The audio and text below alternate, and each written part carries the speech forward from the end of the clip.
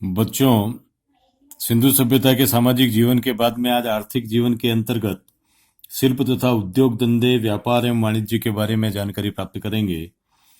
कृषि तथा पशुपालन के अतिरिक्त सैंधव निवासी शिल्पों एवं उद्योग धंधों में भी रुचि लेते थे। विविध प्रकार के उद्योग धंधों का प्रचलन था। खुदाई में प्राप्त कताई बुनाई के उपकरणों जैसे कि तकली, सुई आदि से पता चलता है कि कपड़ा बुनना एक प्रमुख उद्योग था। साहनी ने चांदी के एक कलश में कपड़े का टुकड़ा तथा मेके ने अनेक वस्तुओं में लिपटे हुए धागे प्राप्त किए हैं। सिंधु प्रदेश में पटुए, फ्लैक्स के अवशेष मिलते हैं। शाल तथा धोती यहाँ के निवासियों के प्रमुख वस्त्र थे, जिनका निर्माण यहाँ के कारीगरों द्वारा किया जाता था। मोहनजोदड़ो से जो पुरोहितों की मूर्ति मिली है, वह तीपतिया अलंकरण से युक्त है। इससे निष्कर्ष निकलता है कि यहाँ के बुनकर वस्त्रों पर कढ़ाई करना भी जानते थे। रंगे हुए बर्तनों से पता चलता है कि सैंधव लोग रंगाई करने के काम से परिचित थे। चाक पर मिट्टी के बर्तन बनाना, खिलौने बनाना, मुद्राओं का निर्माण करना, आभूषण एवं गुरियों का निर्माण करना आदि कुछ अन्य प्रमुख उद्योग धंधे थे। धातुओं में सोना, चांदी, तांबा, कांसा तथा सीसा का उन्हें ज्ञान था और इनके विविध प्रकार के आभूषण एवं उपकरण बनाए जाते थे। खुदाई में तांबे, कांसे के उपकरण अधिक मात्रा से प्राप्त होते हैं। इनमें घरेलू तथा कृषि संबंधी उपकरण, अस्त्र शस्त्र, बर्तन, कढ़ाई, प्रसाधन सामग्रियां आदि प्रमुखता से मिलती है। तांबे तथा कांसे का प्रयोग मानव एवं पशु मूर्तियां बनाने के लिए भी किया जाता था। चांदी के न केवल आभूषण अपितु बर्तन भी बनाए जाते थे, किंतु सोने का कोई भी बर्तन नहीं मिलता है। इसी प्रकार शीशे के भी कुछ उपकरण मिलते हैं। धातुओं को गलाने, उन्हें पीटने तथा उन पर पानी चढ़ाने की विधि से ये लोग अच्छी तरह से परिचित थे। शंख, सीप, धोंदा, हाथी दांत से भी उपकरणों का निर्माण करना वे जानते थे। लकड़ी की वस्तुओं से पता चलता है कि बढ़ईगिरी का व्यवसाय भी होता था। गाड़ी के पहियों तथा तख्तों के कई अवशेष मिलते हैं। सैंधव भवन पक्की ईंटों के बने होते थे। इससे सूचित होता है कि ईंट उद्योग भी काफी विकसित था तथा कुछ लोग राजगिरी के व्यवसाय में भी निपुण थे। यहाँ के निवासी नावों का निर्माण करना भी जानते थे। सैंधव निवासियों के विभिन्न उद्योग धंधों में निपुणता प्राप्त कर ली थी। उनके कुछ आभूषण एवं बर्तन कला एवं तकनीक की दृष्टि से अत्यंत उच्च कोटि के माने जाते हैं। यहाँ के कुम्हार विशेष आकार प्रकार के बर्तन बनाते थे। ये चिकने और चमकीले होते थे तथा इनकी अपनी अलग ही पहचान थी। सैंधव सभ्यता के कुछ नगर विशिष्ट धातुओं को निर्माण के लिए प्रसिद्ध थे, जैसे चन्नूदड़ो तथा लोथल में मनका बनाने का कार्य होता था। दोनों स्थानों से इसके लिए कच्ची धातुएं, भट्टियां, गुरियां आदि पाई गई है। चन्नूदड़ों में सेल खड़ी मोहरें तथा चर्ट के चटखरे बटखरे भी तैयार किए जाते थे। बालाकोट तथा लोथल का सीप उद्योग सुविकसित था। सैंधव निवासियों द्वारा पहने जाने वाले कंगन तथा अन्य आभूषण संभवतः यहीं से तैयार किए जाते थे। इस तरह हम देखें कि सेल इंडस्ट्री जो है उसका भी एक प्रचलन हमें इस समय, एक उन्नत अवस्था का प्रचलन हमें सैंधव सभ्यता में देखने को मिलता है। व्यापार एवं वाणिज्य, सैंधव निवासियों ने व्यापार में भी रुचि ली तथा उनका आंतरिक एवं बाह्य दोनों ही व्यापार समुन्नत था। वस्तुतः बड़े पैमाने पर व्यापार के बिना सैंधव नगरों का विकास संभव नहीं था। हड़प्पा तथा मोहनजोदड़ो व्यापार के भी प्रसिद्ध केंद्र थे। दोनों नगर परस्पर व्यापारिक मार्गों पर जुड़े हुए थे। यहाँ के व्यापारी मुख्यतः जलीय मार्गों से ही व्यापार किया करते थे। यद्यपि थली मार्ग भी अज्ञात नहीं थे। देश के भीतरी भागों में जैसे बलूचिस्तान, राजस्थान तथा गुजरात की में जानवरों पर लाद कर माल ढोया जाता था, भेजा जाता था। क्योंकि सैंधव नगरों में कच्चे माल तथा प्राकृतिक संपदाओं का आधार था, अतः यहाँ के निवासी पास पड़ोस के राज्यों तथा विदेशों से इससे प्राप्त करते थे। वे मैसूर से सोना, राजस्थान, बलूचिस्तान तथा मद्रास से तांबा, अजमेर से सीसा, कश्मीर एवं काठियावाड़ से बहुमूल्य पत्थर मंगवाते थे। इसके अतिरिक्त अफगानिस्तान, सोवियत तुर्कमानिया, मेसोपोटामिया, ईरान आदि देशों से भी वे अपने उद्योगों के लिए कच्चा माल प्राप्त करते थे। विभिन्न प्रकार की धातुओं तथा बहुमूल्य पत्थरों का आयात सबसे अधिक मात्रा में किया जाता था। सिक्कों का प्रचलन नहीं था तथा क्रय विक्रय वस्तु विनिमय द्वारा किया जाता था। मोहनजोदड़ो तथा लोथल से हाथी दांत के बने हुए तराजू के पलड़े मिले हैं। उनके बाट मुख्यतः घनाकार होते थे। कुछ बाट बेलनाकार, डोलाकार, वर्तुलाकार आदि प्रकार के भी मिलते हैं। लोथल तथा मोहनजोदड़ो के क्रमशः हाथी दांत एवं सीप निर्मित एक एक पैमाना भी मिलता है। सेंधव व्यापारी अपनी मुहर रखते थे, जिन्हें वे व्यापारिक वस्तुओं के ऊपर लगा देते थे। भार ढोने के लिए बैलगाड़ियां, हाथियों, खच्चरों तथा बकरों को काम में लाया जाता था। हड़प्पा से तांबे की इक्का गाड़ी भी मिलती है। सेंधव निवासियों का भारतीय प्रदेशों के अतिरिक्त विश्व के अन्य कई देशों के साथ भी व्यापारिक सांस्कृतिक संबंध स्थापित था। उनके अधिकतर क्षेत्र में सुविस्तृत समुद्र तट था, जिसका भरपूर उपयोग उन्होंने किया। इसके माध्यम से उन्हें बाह्य देशों के साथ संबंध स्थापित करने में सुगमता हुई। मध्य एशिया, फारस की खाड़ी के देशों, उत्तरी पूर्वी अफगानिस्तान, ईरान, बहरीन द्वीप, मेसोपोटामिया, मिस्र, क्रीट आदि के साथ उन्होंने घनिष्ठ व्यापारिक संबंध स्थापित कर रखे थे। उत्तरी पूर्वी अफगानिस्तान के शूर्तदई नामक स्थान से उत्खनन के परिणाम स्वरूप एक पूर्ण विकसित सेंधव बस्ती के साक्ष्य प्रकाश में आए हैं। इसकी नगर योजना हड़प्पा जैसी है तथा मृदभांड, मनके, मुहर आदि भी यहीं से मिलते जुलते हैं। इन सब से स्पष्ट होता है कि सेंधव लोगों ने ही इस क्षेत्र को आबाद किया था।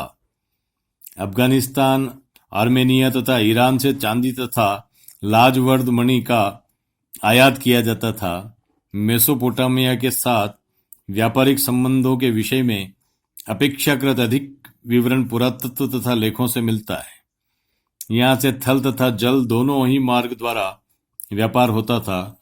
मेसोपोटामिया के विभिन्न स्थलों सुमेर, ऊर, तेल अस्मर, किश, उम्मा, लगश, निप्पुर, असुर आदि से सेंधव कारीगरों अथवा उनके प्रभाव से निर्मित अनेक वस्तुएं जैसे करकेतन, सीप तथा हड्डियों के मनके, मोरे आदि प्राप्त हुए हैं, जो सेंधव व्यापारियों द्वारा वहां पहुंचाई गई होगी।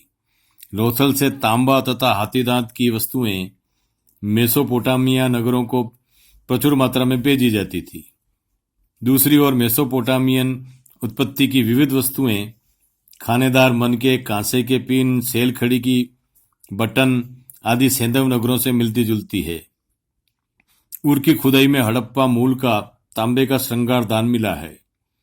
मोहनजोदड़ो से प्राप्त एक मुहर तथा ठीकरे के ऊपर सुमेरियन नावों के चित्र अंकित हैं, जो समुद्री व्यापार का सूचक है। पुरातात्विक साक्ष्यों की पुष्टि अभिलेखीय विवरण से भी होती है।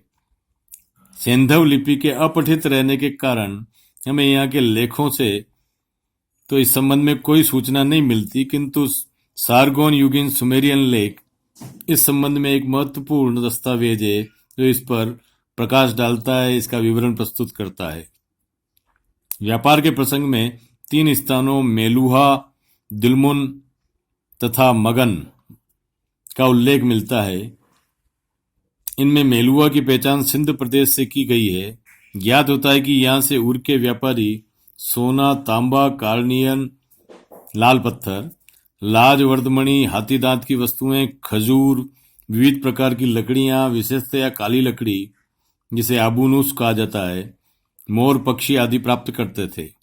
मेसोपोटामिया के प्रवेश के लिए प्रमुख बंदरगाह उर ही था, जहां सेंधव व्यापारी विभिन्न वस्तुएं लेकर जाते थे।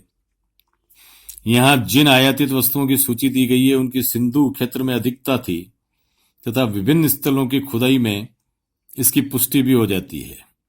कार्निलियन के मनके पर्याप्त संख्या में मिलते हैं। चन्नुदड़ो तथा लोथल में इनके निर्माण का कारखाना भी था। मोहनजोदड़ो, लोथल, सुरकोटड़ा आदि से हाथीदांत के अवशेष मिलते हैं। मोर पक्षी का निर्यात प्राचीन समय में भारत ही करता था। जातक कथाओं में भी इसका उल्लेख मिलता है। दिलमुन की पहचान बैरिन द्वीप तथा मगन की पहचान बलूचिस्तान के मकरान तट से की गई है।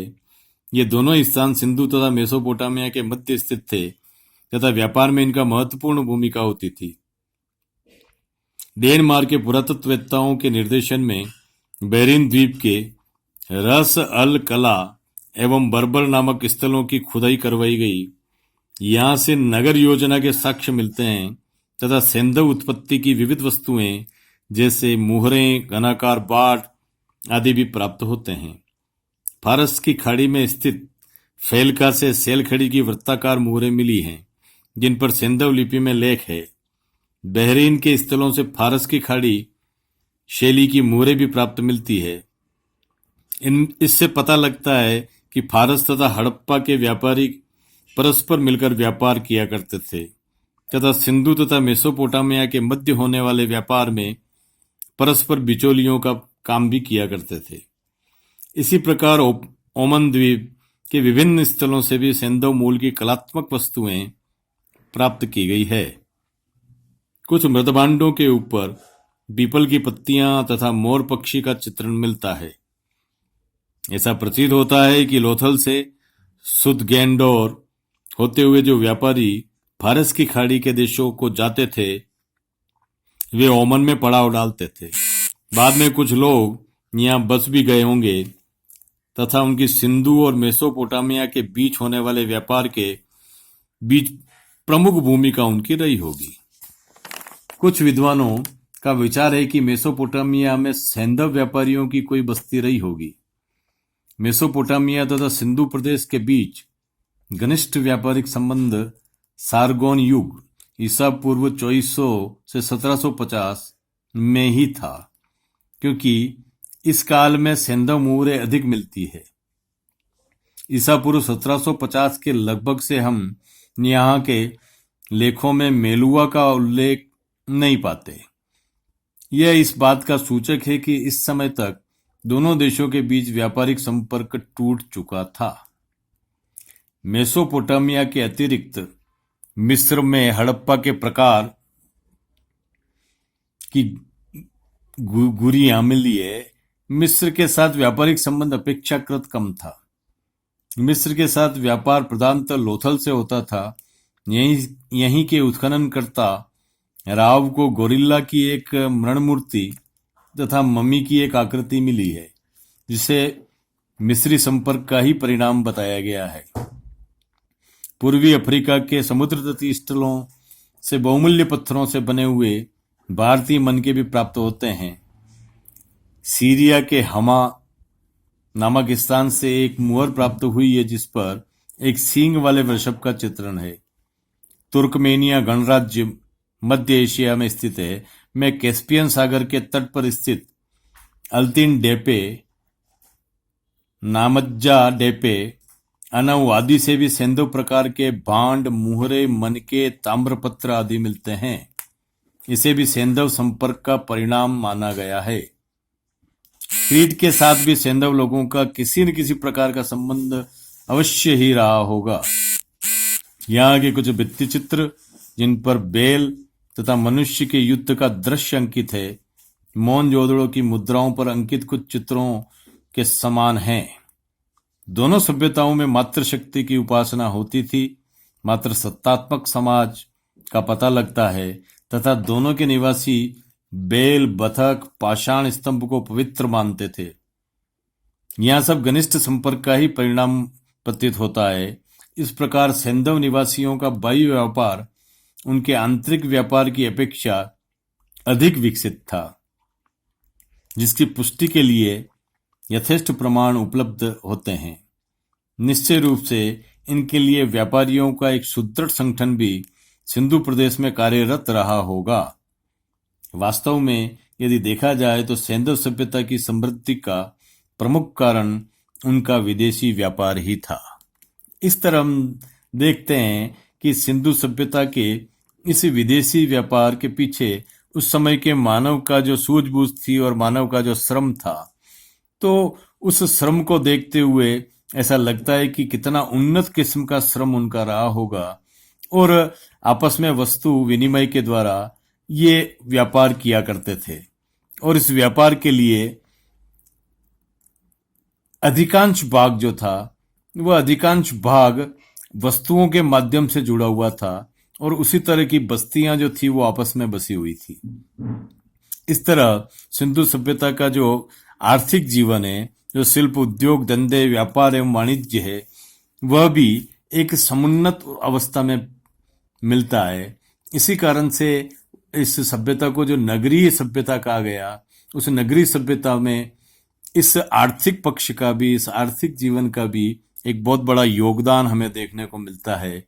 क्योंकि जो अर्थ है वो अर्थ किसी भी समाज में एक महत्वपूर्ण भूमिका का निर्वाह करता है और आर्थिक समृद्धि उसके व्यापार से तय होती है और व्यापार हमेशा परिश्रम से तय होता है। तो इस तरह से हम देखें कि उस सिंधु समाज की जो आर्थिक जिजीविषा है, वो आर्थिक जिजीविषा हमें एक परिश्रम के रूप में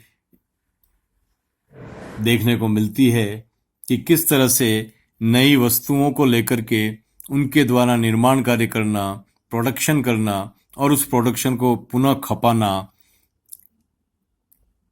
अतः सिद्ध होता है कि सिंधु वासियों का जो आर्थिक जीवन था वह आर्थिक जीवन बड़ा उन्नत अवस्था में था। और सबसे बड़ी आश्चर्य की बात यह कि बिना मशीनों के भी इस तरह की वस्तुओं का निर्माण करना और उनका उपयोग करना, प्रकृति से प्राप्त वस्तुओं का उपयोग करना, ये एक सबसे बड़ी सूझबूझ जो है उस समय के व्यापार में हमें देखने को मिलती है। धन्यवाद। आगे हम पढ़ेंगे धर्म और उनके धार्मिक विश्वास।